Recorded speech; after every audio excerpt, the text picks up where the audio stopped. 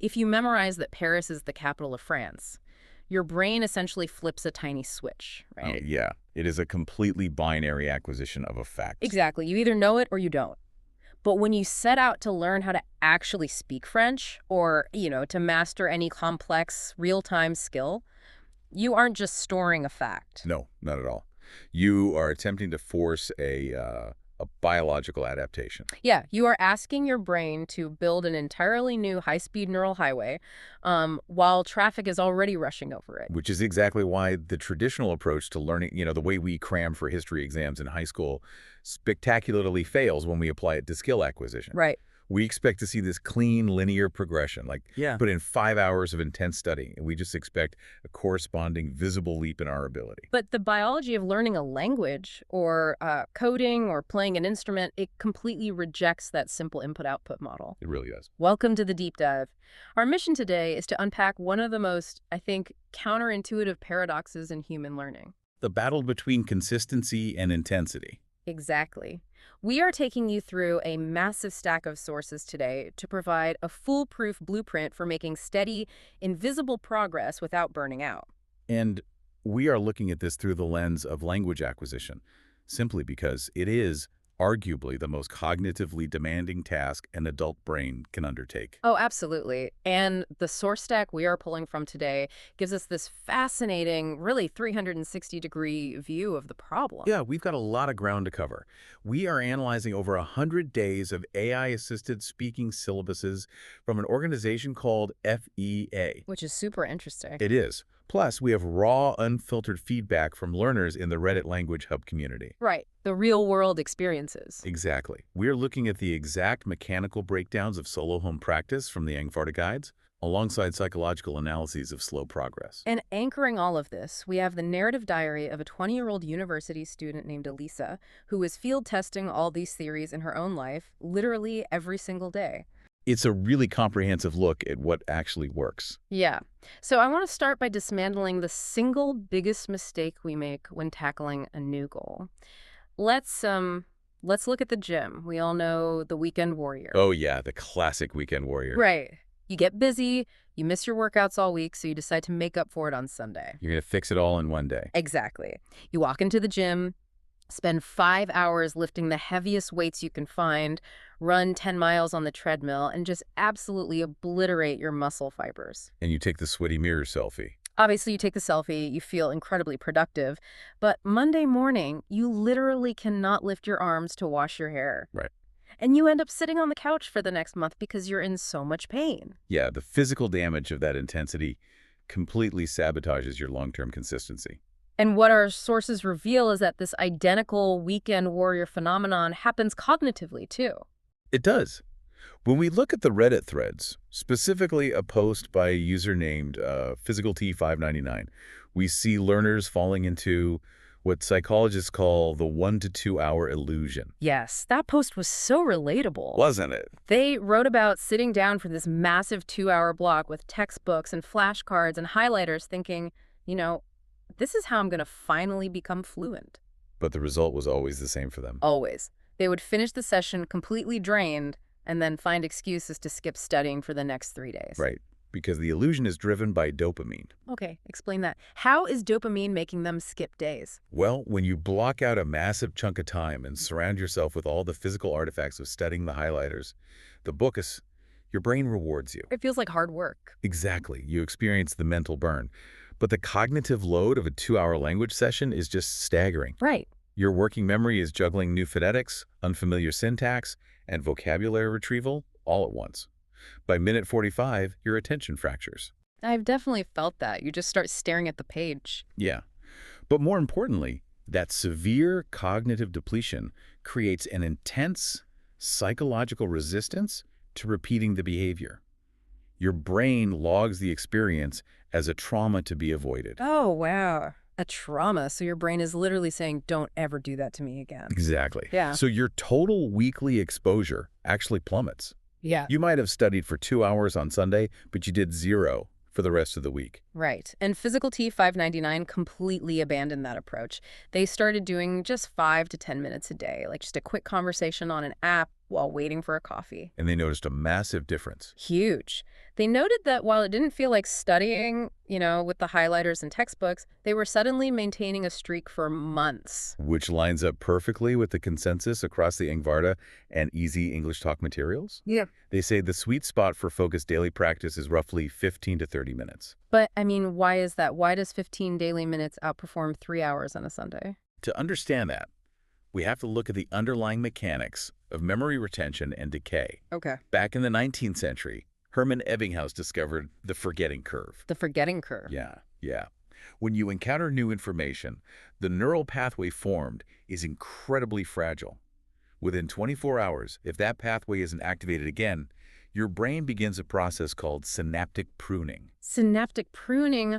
What exactly does that look like in the brain? It literally sends out microglia cells to clear away the connection, assuming it was just irrelevant noise. Wow. So if you wait a full week until your next marathon study session, you aren't actually picking up where you left off. Not at all. You are starting from scratch. Mm. You spend the first hour of your Sunday session just rebuilding the pathways your brain demolished on Wednesday. That sounds exhausting. It is. It is a cycle of constant repair rather than structural growth. Sure. But by returning to the material every single day, even for just 15 minutes, you hijack this biological mechanism. You signal to your brain that this information is vital for daily survival. Exactly. And the brain responds by thickening the myelin sheath around those specific neurons, locking the memory in place before it can decay. Okay, I see the biological advantage there. But I have to play devil's advocate for a second. Sure. If I only study something for 5 or 10 minutes, am I actually moving the needle? Another Reddit user in that same thread, Unlucky Community 99, brought up a really fair point. They did. They argued that truly understanding complex concepts requires deep, uninterrupted focus. So 5 minutes feels like it might just be a psychological trick, just to feel productive without doing the heavy lifting. Right, and that is a critical distinction to make. Another user, WasteUse4632, provided an excellent breakdown of this exact limit. What did they say? They pointed out that very short sessions, those 5 to 10-minute bursts, are phenomenal for maintaining momentum and keeping vocabulary active at the top of your mind. But they prevent the synaptic pruning. Yes, they prevent the forgetting curve from taking hold. But they absolutely have a ceiling. You cannot develop deep listening comprehension for a high-speed native conversation in 5-minute increments. That makes sense. You can't listen to a 30-minute podcast in 5 minutes. Exactly. So the micro sessions are the baseline, like the absolute floor to ensure the pathway doesn't die. Yes, they keep the language alive. The ideal framework is to use those short, non-negotiable daily sessions to ensure consistency, and then pair them with slightly longer 20 to 30-minute focused sessions when your energy actually allows for deeper skill acquisition. Okay, that makes a lot of sense. And the tactical execution of this on Reddit is really fascinating. There's this user named Magpies and Madrigals. Great username. Right. They tackle their vocabulary review first thing in the morning. But to avoid what they call time blindness, where, you get sucked into flashcards and suddenly you're late for work, they don't use a standard alarm. Right, they use a music track. Yeah, they play an 8-minute uplifting music track. And when the song ends, the session is over. Mid-word or not, they just stop. That utilizes behavioral design beautifully. How so? It forces a hard stop, which prevents the cognitive fatigue we discussed earlier. It removes the guilt of not doing enough, because the parameter was fixed by the environment, not by your own willpower. Yeah, the song ended, not my motivation. Exactly. Yeah. And it classical conditions the brain to associate the study session with a positive emotional state because they're listening to uplifting music. Which brings us to a really harsh reality. If the biological requirement for learning a skill is just 15 to 20 minutes of daily exposure, why is the failure rate so incredibly high? It's a great question. I think it comes down to a fundamental misunderstanding of motivation. I agree completely. And the source material from the Chill English channels, specifically their breakdown titled Slow Progress is Still Progress, addresses this directly. Yeah. Most learners operate under the assumption that they must feel an internal desire to practice. They wait for inspiration to strike. Right. But motivation is an emotion. And just like happiness or frustration, it is a temporary chemical state. I love to compare this to brushing your teeth. That's a perfect analogy. You do not wake up at 6 in the morning, look at your toothbrush, and wait to feel deeply inspired about dental hygiene. Right. You're not like, I am so passionate about fighting plaque today. Exactly. You just do it. It Yeah. is an automated routine, completely divorced from your emotional state. Real progress is forged on the days when you feel sluggish, uninterested, and unclear. To bypass the unreliability of motivation, the sources emphasize scaffolding habits into your dead time. Dead time. I love that concept. Yeah, you don't try to carve out a new 30-minute block in an already overflowing schedule. You attach the new behavior to an existing non-negotiable routine. And this is where Elise's diary becomes such a valuable text. She is a 20-year-old university student living alone, studying both English and French. A really heavy cognitive load for anyone. Huge. And her diary isn't a log of what grammar rules she learned. It's literally a blueprint for environmental scaffolding. She's so strategic about it. She is. She wakes up at 6:30. Sometimes she notes she's absolutely exhausted, but her alarm is set to soft music, and her first action is to sit up, stretch, and speak out loud. She says, "It's a new day. Let's do our best." And notice the immediate auditory feedback there. She is bypassing her internal resistance by physically producing the target language the moment she wakes up. Right. And she continues this into the bathroom. She splashes water on her face, looks in the mirror, and tells herself, "You can do it, Elisa. You are strong." Which is brilliant. She isn't sitting at a desk treating language as a subject to be studied. She is using the language as a tool to coach herself through a difficult morning. She's living the language, not studying it. Yes. Then, at 7:30, she walks to the bus stop. Instead of doom scrolling on her phone, which is what I would do, she puts in headphones and listens to a podcast in her target language. So she has accumulated 30 minutes of active exposure before she even reaches her campus. And all without subtracting a single second from her available free time. Exactly. The walk to the bus is dead time. By scaffolding the podcast onto the physical act of walking, she guarantees consistency. She has to walk to the bus anyway. The Inverted Guide gives a very specific technical name to what Elisa is doing when she speaks to herself in the mirror. They call it narrating the mundane. It's such a powerful tool. I found this to be the most deceptively simple technique in the entire stack. Well, it is remarkably effective because it directly trains the motor cortex. How does that work? When you narrate your routine, say you are making breakfast and you say out loud, "I am taking the eggs from the fridge. I am turning on the stove. The pan is getting hot." You are forcing your brain to retrieve vocabulary in real time, and you're matching it to visual stimuli in your environment. So it fills the silence that you would normally spend just lost in your own thoughts in your native tongue. If you narrate your commute or washing the dishes, you are easily generating an hour of spoken practice a day.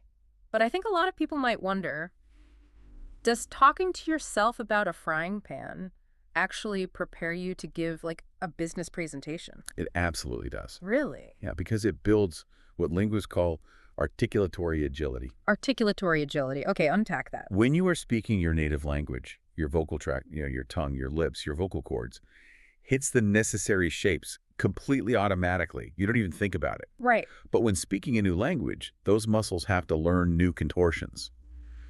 By narrating the mundane, you are giving your Broca's area, which is the part of the brain responsible for speech production, thousands of low-stress repetitions. Wow. Okay, so it's literally physical conditioning for your mouth. Exactly. You build the physiological muscle memory required to speak fluently so that when you are in that high-pressure business meeting, your brain doesn't have to spend energy figuring out how to physically pronounce the words. It just knows. That makes perfect sense, and it sets us up perfectly for the mechanical breakdown. Once you have established this action-first mindset, what exactly are you supposed to do during your focused solo practice? Right, because narrating your eggs isn't enough on its own. Exactly. The Inverted Guide details 7 tactical strategies for home practice, and they are incredibly specific about how to execute them. They are. The first technique they list is shadowing. Okay, walk us through shadowing. The mechanics involve taking a piece of native audio, like a podcast, a slow news broadcast, or a TED Talk, and repeating what the speaker is saying, but lagging behind them by about half a second.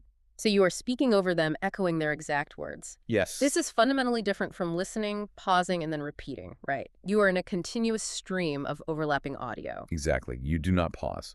Yeah, And the cognitive science behind why this works is fascinating. I imagine it's pretty intense. It is. Because when a non-native speaker tries to converse normally, they experience a severe translation lag. Their brain must first conceptualize an idea, translate it from their mother tongue, search for the correct grammar rules, and finally send the signal to their mouth to speak. That's a lot of steps. Shadowing completely bypasses the conceptualization and translation phases. It's almost like placing tracing paper over a complex drawing. You don't need to know how to draw a perfect circle from scratch. You just trace the lines underneath until your hand learns the motion. That is a brilliant analogy, exactly that. You are forcing your vocal tract to mimic the rhythm, intonation, and connected speech patterns of a native speaker at full speed, without the cognitive overload of deciding what to say. So it trains your mouth to move at a pace your brain isn't yet capable of generating on its own. You're pulling your physical abilities up to match native speed. Okay, I love that. The second strategy is the 60-second topic rule, and this tackles a completely different problem. It does. You pick a random prompt like my favorite childhood memory or why I want to learn this language, set a timer for 1 minute, and you speak out loud without stopping. And the critical constraint here is that you are forbidden from stopping, restarting, or going back to correct a mistake. Forbidden. Yes. If you use the wrong verb tense or mispronounce a word, you must keep pushing forward until the timer rings. I found this brilliant because it directly attacks the perfectionism that absolutely kills conversations. Perfectionism is the enemy of fluency. It really is. Right. In the real world, a spontaneous conversation punishes hesitation far more severely than it punishes a grammatical error. Oh, totally. If you freeze for 6 seconds to search for the perfect preposition, the social dynamic of the conversation collapses. The other person gets really uncomfortable. They don't know if you forgot what you were saying or if you didn't understand them. Exactly. But if you confidently plow through a sentence using the wrong preposition, they barely even register the mistake. They just follow your meaning. Right.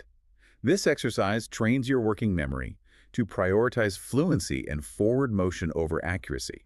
It conditions you to survive the feeling of making an error without freezing. You have to learn to be okay with sounding a little foolish sometimes. Exactly. Strategy number 3 is the read aloud. You take an article or a book and you read it at the pace of normal speech. But the key instruction here is to read it cold, right? You cannot read it silently first to prepare. Yes, reading it cold is vital. Because silent reading is the default state for most adults today. We consume massive amounts of text via email and social media without ever moving our lips. Right, I'm reading things all day long, but I haven't spoken a word. Because of this, our visual recognition of words vastly outpaces our physical ability to produce them. You see a word and know what it means instantly, but your mouth doesn't know how to say it. Oh, that's so true. The read aloud technique bridges that gap. It is a purely physical conditioning exercise to align your visual processing speed with your vocal production speed. Okay. Strategy number 4 introduces a layer of extreme discomfort. I know exactly which one you mean. Daily self-recording. Yep. It's brutal but necessary. You pick an interview question like, where do you see yourself in 5 years? You open the voice memo app on your phone and you answer it for 90 seconds. Then, crucially, you listen to that recording the next day before you do the next one. You're probably groaning right now just thinking about hearing your own recorded voice. Mm-hmm. Everyone hates it. I hate it so much. Why does it feel so awful? Well, the discomfort is caused by cognitive dissonance, but it is precisely why the technique is mandatory for solo learners. Because we don't hear our own mistakes in real time. Exactly. When you speak in real time, your brain actively filters out its own mistakes. You simply cannot hear how many times you say, like, or how often you hesitate. You think you sound like an orator, but you really sound like you're stumbling. Right. The recording forces objective self-awareness. Once you hear yourself stumble on the exact same phrase 3 days in a row, the pattern becomes conscious. And only then can it be corrected. It acts as a substitute for a live coach's feedback. It's like watching game tape if you're an athlete. Exactly like that. Okay, the 5th strategy leans on technology. App pronunciation drilling. The sources highlight AI tools like ELSA Speak. These are game changers for solo learners. They really are. For learners who struggle with specific phonetic sounds like, say, the difference between a V and a W, These apps provide visual spectrograms of your voice, scoring your accuracy on a phone level. And the greatest advantage here is the total removal of social pressure. Oh, for sure. Attempting to master a difficult phoneme requires dozens, sometimes hundreds, of really awkward repetitions. Doing that in front of a human teacher induces so much shame and fatigue. You just feel so silly trying to make this weird sound with your mouth 30 times in a row. Right. An AI app allows you to fail 30 times in a row in the privacy of your bedroom, providing instant, completely unemotional feedback until your muscles finally adapt to the correct shape. It never gets annoyed with you. We touched on the sixth strategy earlier, which is narrating the mundane. So let's look at the seventh and final strategy. Watch, subtitle, summarize. This one requires a lot of focus. It does. You watch a 2-minute scene from a TV show with the target language subtitles turned on.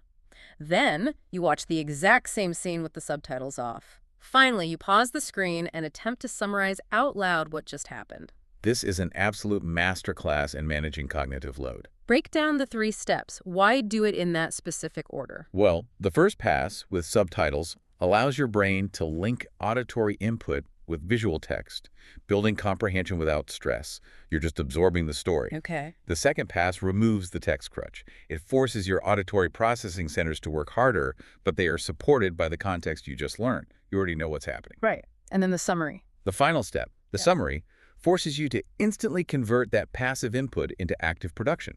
It tests your working memory capacity by demanding you recall the vocabulary and structures you just heard and deploy them in your own sentences. It's like digesting the language and then forcing yourself to immediately use it. Exactly.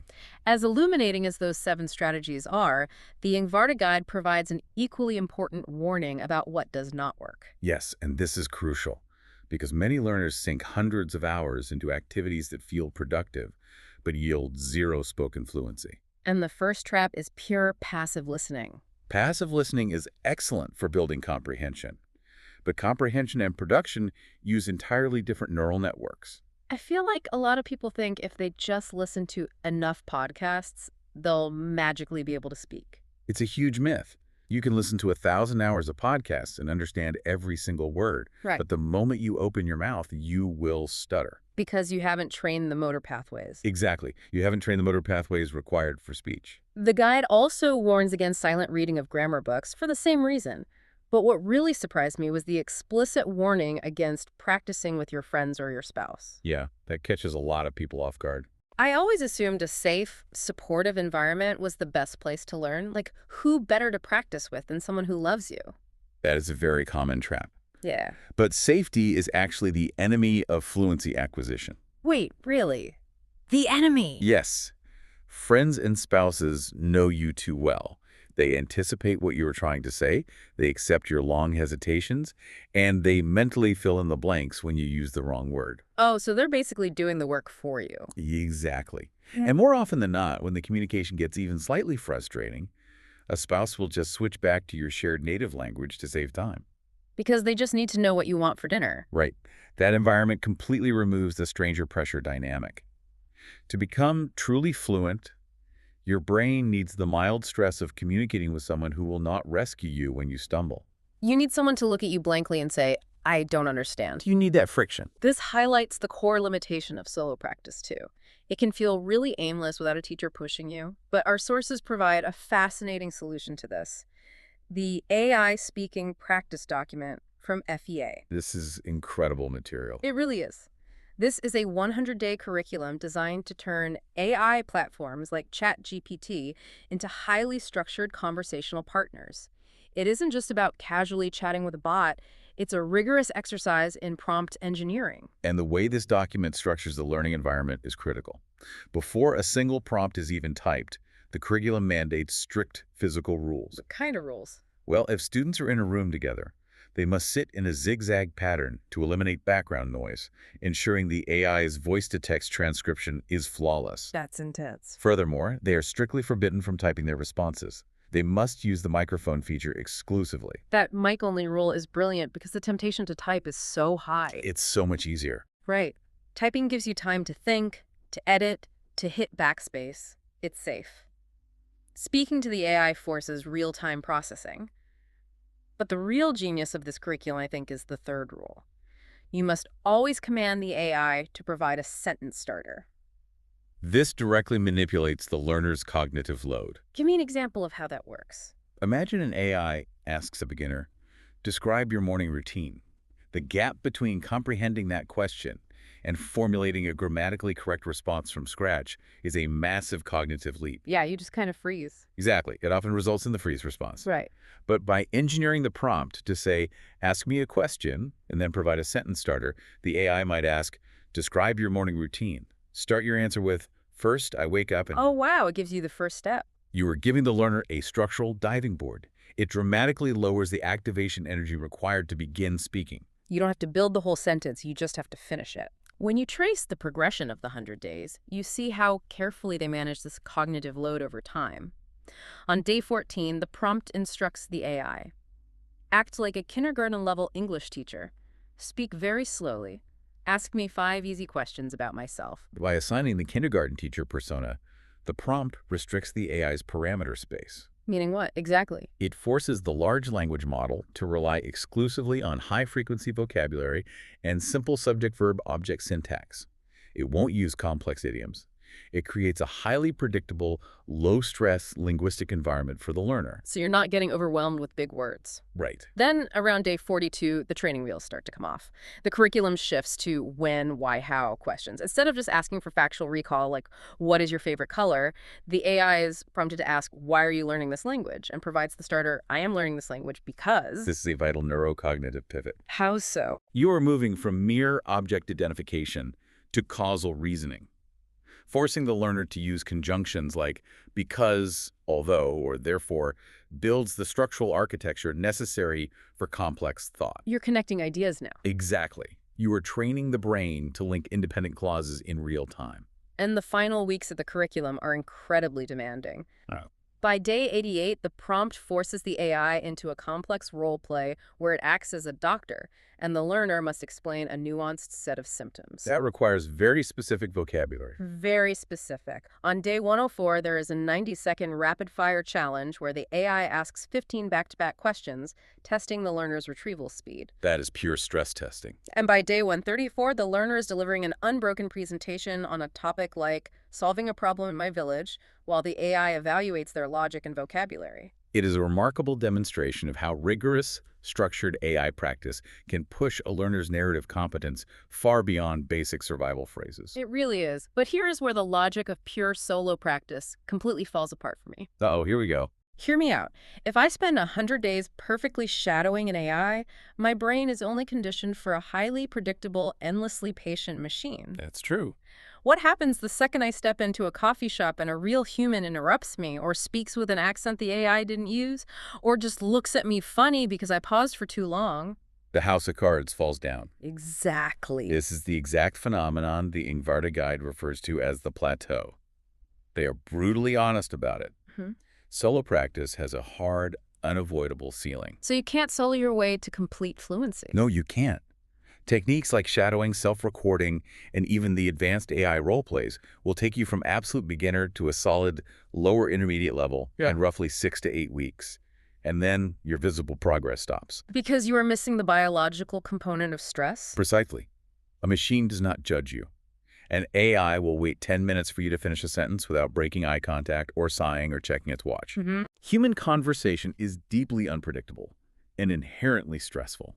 It requires spontaneous Q&A reflexes, the ability to read nonverbal body language, and the agility to navigate real-time error correction when someone says, wait, what did you just mean? When you face a real person, your brain initiates a mild threat response. It does. Your heart rate elevates, cortisol spikes in your bloodstream, and that cortisol directly interferes with the hippocampus, temporarily blocking your ability to retrieve the vocabulary you just spent 100 days memorizing. It's the classic freeze response. It is. I've been there so many times, you just go completely blank. We all have. The only way to biologically override that cortisol spike is through repeated exposure to the stressor.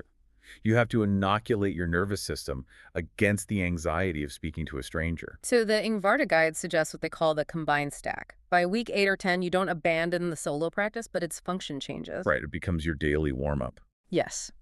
You then must introduce at least 3 live, one-on-one sessions a week with a real human ideally a tutor or a stranger, not a spouse, as we discussed. Because of the safety trap. Exactly. And they recommend keeping these live sessions short, around 15 minutes, to match the daily consistency habit.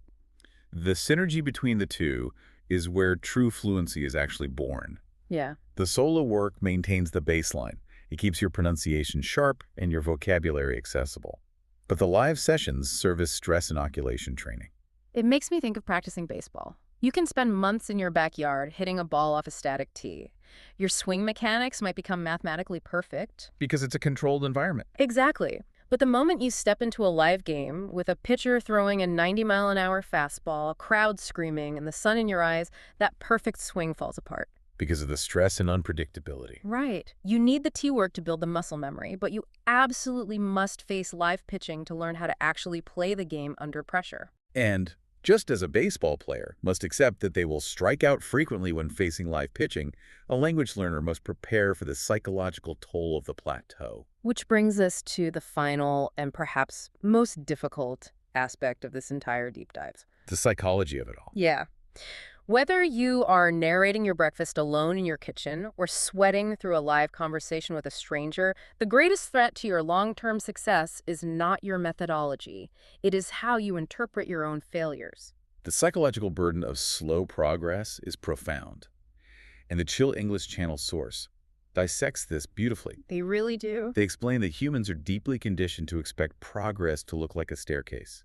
Step 1, Step 2, Step 3, with a clear, elevated view at each landing. Right. We want to see immediate, measurable results. But the reality of acquiring a complex skill is incredibly messy. It's so messy. The source originally described this feeling as walking through fog. You are moving forward, but you can't see the destination. Which is very disorienting. It is. I think a more accurate mechanical metaphor, though, is building a bridge underwater. Okay, I like this. Walk me through it. You are standing on the surface, pouring tons of concrete into the dark water day after day, week after week.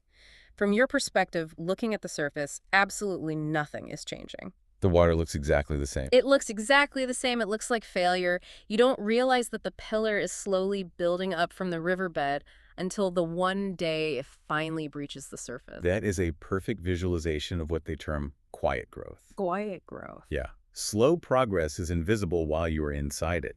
Your neural pathways are upgrading, your processing speed is increasing by milliseconds, but because these changes are so microscopic and feel so mundane, they don't register as success. Right, because we aren't experiencing a dramatic, euphoric breakthrough every Tuesday. We assume the concrete we are pouring is useless. Exactly.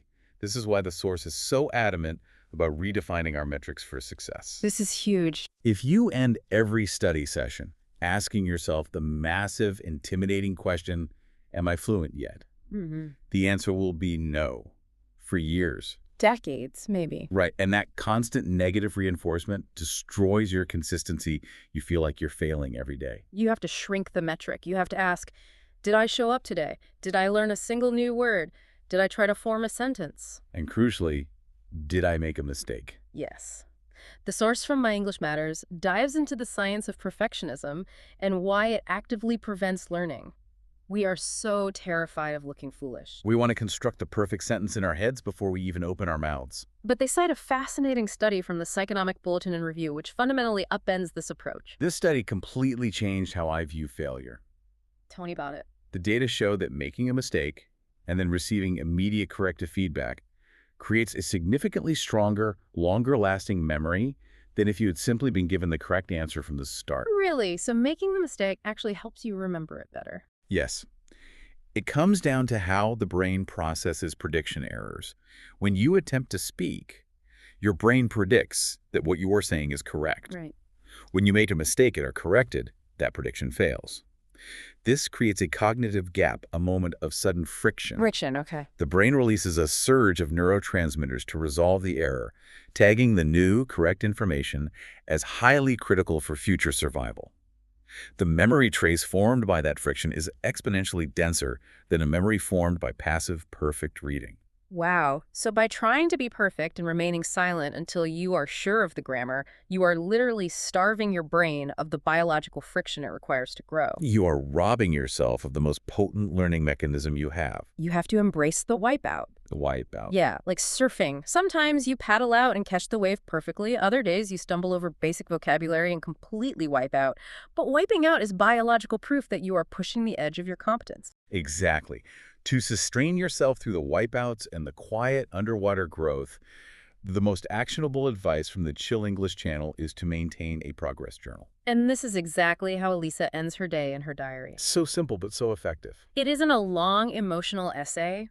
It is stark, simple proof of action. She writes, "Today I listened to a podcast. I spoke to myself in the mirror." Just facts. On the days when her brain is exhausted and she feels like she is forgetting everything, writing down, "Today I didn't give up," provides the physical, undeniable evidence that the concrete is still being poured. It creates a visible ledger of your consistency, which is the only true defense against the illusion that you are failing. So, if we pull all of these threads together, the blueprint for mastering a skill is remarkably clear, if not always easy. Very true. Consistency fundamentally beats intensity. The multi-hour, grueling marathon sessions are a biological trap that lead to memory decay and burnout. True mastery is built in 15 to 20-minute daily increments. You achieve that consistency by abandoning motivation and scaffolding your practice into your existing dead time. You use solo techniques like shadowing and AI prompt engineering to bypass translation lag and build mechanical muscle memory. But you also respect the plateau. You recognize that solo practice cannot replicate the cortisol spike of human interaction, and you eventually merge your daily routines with live, high-pressure sessions to inoculate yourself against the freeze response. And above all, you protect your psychology by expecting the growth to be slow, messy, and quiet, embracing mistakes as the vital friction of neuroplasticity. To wrap up our deep dive today, I want to leave you with a thought that builds on this idea of invisible integration. Let's hear it. If consistency is ultimately about removing the decision to practice, what if we stopped viewing a new language or any new skill as a subject that exists outside of us waiting to be studied? What if we treated it as an alternate operating system for our own inner monologue? If you purposefully changed the language of the thoughts you use to encourage yourself in the mirror for just 5 minutes every morning, you wouldn't just be acquiring a skill. You would be fundamentally altering your identity over the course of a year. You transition from someone who's merely studying a language to someone who's actually living it. Something to mull over as you build your own underwater bridge. Thank you for joining us on this deep dive. We hope you take these mechanics, embrace the messy friction of your mistakes, and show up for your own quiet growth today. See you next